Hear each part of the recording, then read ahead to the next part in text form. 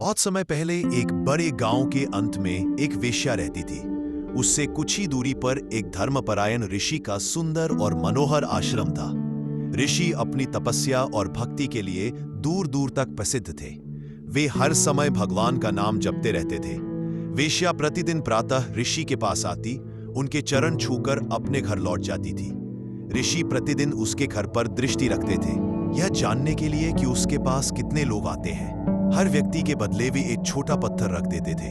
समय बीतता गया और एक दिन दोनों की मृत्यु हो गई। परंतु आश्चर्य की बात यह हुई, वेश्या को स्वर्ग मिला और ऋषि को नरक। आश्चर्यचकित ऋषि ने यमराज से पूछा, हे यमराज, मुझे नरक क्यों मिला? मैंने तो हमेशा भगवान का नाम लिया, फिर वो मुझे नरक प्राप्त हुआ। प्रभु, ऐसा क्यों? यमराज ने उत्तर दिया, ऋषि, तुम्हारा ध्यान सदा वेश्या के घर और उसकी गतिविधियों पर लगा रहा। मुनि ऋषियों का वास्तविक उद्देश्य समाज का कल्याण करना और अन्याय को दूर करना होता है। क्या तुमने कभी भगवान से यह प्रार्थना की कि उस वेश्या को मुक्ति मिल जाए? नहीं की। वेश्या के पापों को तुम अपने पास छोटे छोटे पत्थरों के आधार पर गिनते और संजोते रहे। तुमने तो केवल उसके पापों की गणना ही की। इस प्रकार तुमने उसके पापों को अपने ऊपर ले लिया।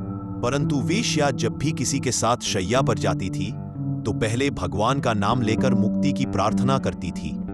इसलिए उसे स्वर्ग की प्राप्ति हुई और तुम्हें नरक की। कहानी आपको कैसी लगी कमेंट में अवश्य बताइए।